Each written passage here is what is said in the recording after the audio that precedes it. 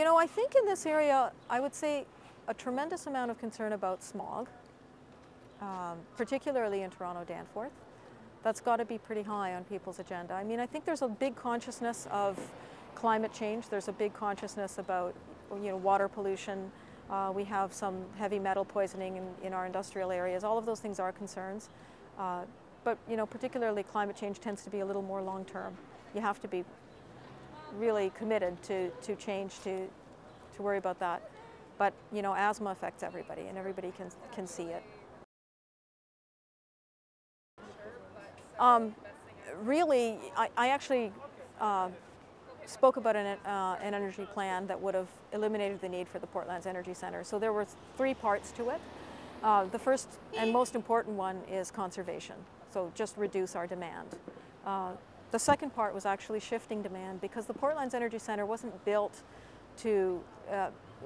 because we were running out of energy provincially. It was built because they feared that Toronto's energy would rise high enough that just at certain points there wouldn't be enough. And one of the neat things that I was proposing was to invest in different kinds of storage to shift the load so that our energy demand moved from one part of the day to the other, and that would have made it enough. What was able to come into Toronto would have been more than enough. And the third part of the plan was to actually get some generation in Toronto. And that's, there's limits to what we can do with that.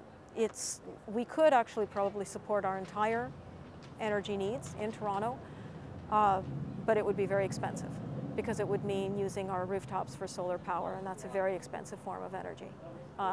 We don't have the sort of broad spaces that lend themselves to wind. We could put some wind, but not nearly enough to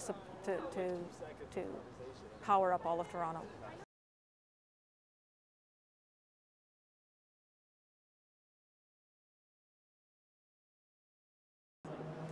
The NDP has a very mixed record.